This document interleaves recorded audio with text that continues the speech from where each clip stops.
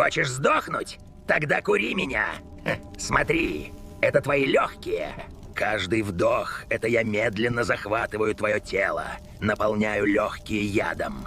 Заставляю сердце работать сильнее и превращаю твое дыхание в дым.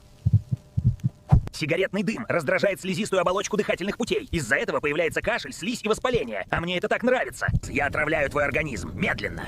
Я убиваю твой организм, но мне плевать, мне это нравится.